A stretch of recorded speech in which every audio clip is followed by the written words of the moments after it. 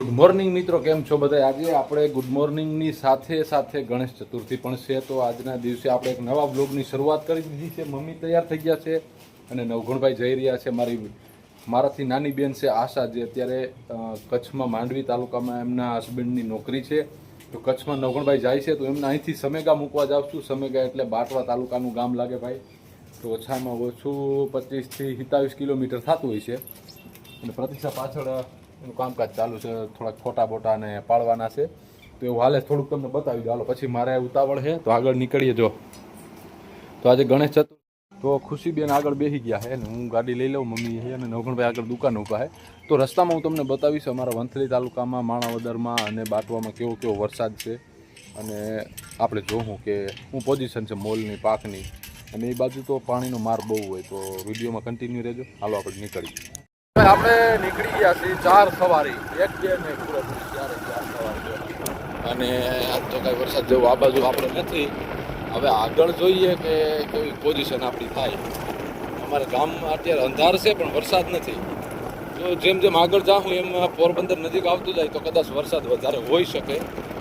તો હાલો આગળ વધીએ. બાકી 4 સવારી તો જા.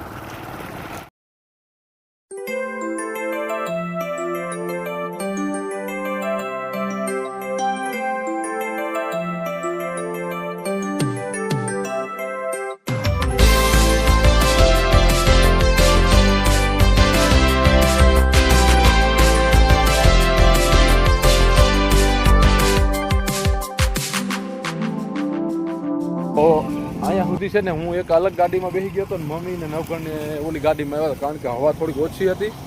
તો અત્યારે આપણે વંથલી બાયપાસ જે પોરબંદર વાળો છે ત્યાં ઊભા છીએ, અને વડવાળા હોટલની સામે પંચરવાળા ભાઈની દુકાન છે, તો હવાનો ભરાવા ગયો હોય નવઘણ. હાલો એ બાજુ જઈએ. તો આપણે જો છે ને હું ડ્રાઇવિંગ કરતો હતો ભાઈ, એટલે મને ક્યાંય મોબાઈલ કાઢવાનો રામ વારો આવ્યો હોય તો, અને કોઈ 4 જણામાં. તો અત્યારે આપણે પહોંચ્યા છીએ બાટવા બાયપાસ, જે પોરબંદર હાઈવે નેશનલ છે ત્યાં આપણે, અને અહીંથી હવે હમેગા નીકળવાનું છે. તો અહીંથી 2 ગામ, કોળવાઈ, એકલેરા અને હામેગા. ના, એકલેરા કોળવાઈ ને હામેગા એ રીતનું આવે. તો અત્યારે નવઘણભાઈને મેં ગાડી આપી દીધી છે, કારણ કે મને બસ થઈ ગયો, દુકાન જામ કરી દીધી, એટલી હાકડ થતી. તો હાલો સ્ટાર્ટ કરો.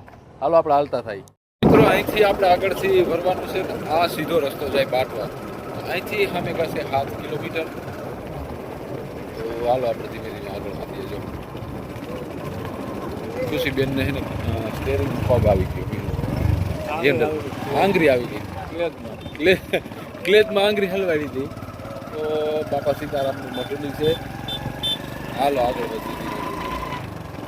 તો આંકડ તો જેવી ને તેવી છે, અને હવે આપણે વાંધો તો ના આવ્યો. મને રસ્તો ઉજવ્યો, વરસાદની બીક હતી. આ રસ્તો છે ને મિત્રો, આ રસ્તામાં ચોમાસા દરમિયાન આખો પેક હોય, કારણ કે બાટવાનું માણાવદરનું જે બધું પાણી આવે, બધું પાણી અહીંયા ભેરું થાય છે, અને દ્રશ્યો ખૂબ જ કહેવાય ને કે બિહામણા હોય અહીંયા. અને આ બાજુ ખેતરનું સીન બતાવતો, તો આ બાજુની સાઈડ તમે જોઈ શકો છો, આ બધો મોલ વરસાદની કહેવાય ને કે ભાઈ હાનિના લીધે, પાણી ફરવાના લીધે ફેલ થઈ ગયું છે. કપાસની કન્ડિશન જોઈ શકો છો, અને આ બાજુ ખૂબ પાણી આવે છે. જો આ કપાસ આખો ઊભો કપા ભરી ગયો, એ માણા ઉપાડી લીધું બધું. જો એટલે નુકસાની તો બહુ થાય છે આ બધું પાણી. આપણે આગળ જોઈએ તો દ્રશ્યો છે, તમે જોઈ શકો છો. આ પાવરમાં ઓવારિયા હલવાણા છે, તો પાણી કેટલું આવ્યું હોય છે. આ જો આમાં પાવર પડ્યો છે, તો આ રસ્તો અહીંયા આખો બ્લોક જ હોય. ચોમાસા દરમિયાન જ્યાં સુધી પાણી ના ઉતરે ને, જો આ પાવર આવે. અને કન્ડિશન મારી બેન સૌ નહીં, નકર થોડુંક ઝૂમ કરીને બતાવે, પણ આખું ભીડ છે ને પાણી ભરતું છે. તો હવે તો આપણે કોળવાઈ પહોંચી ગયા છીએ.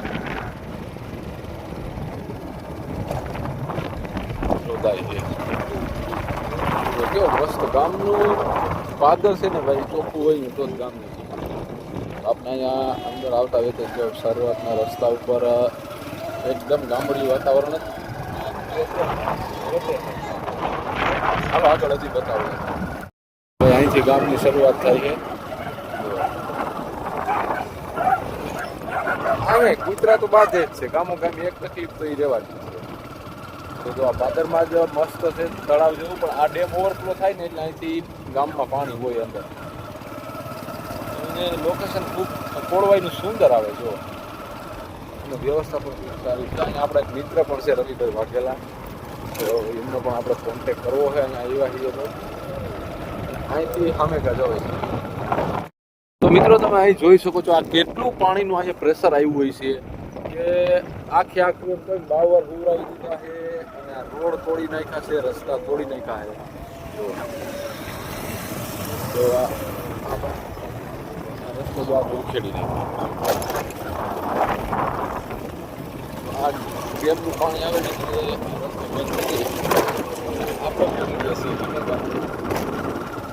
ગામમાં એટલું વાંધો નથી આવતો, પણ જે આ બાજુનો પ્લોટ વિસ્તાર છે ને એમાં પાણીનું નુકસાન હોય છે.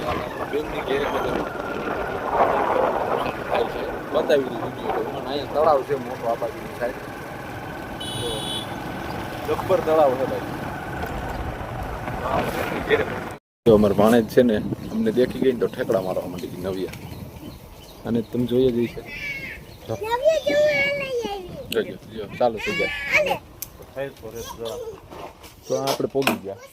ઓછા ઉતરો અહીંયા નીચે પૂગતા હોય સીધેથી સાયકલ કાઢી લીધી ને એક હજી અહીં ગાડીમાં બેઠું છું, ઉતરું નથી તો ખેલ ચાલુ કરી દીધા.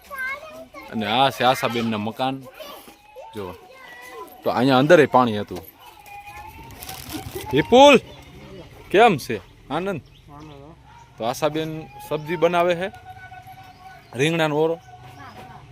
શા બનાવો છો? સારું છે ને?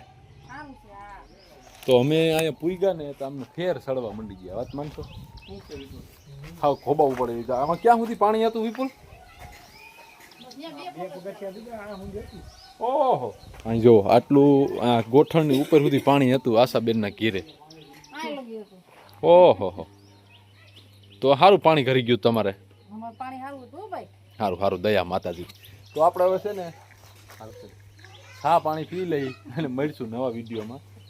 Bye bye.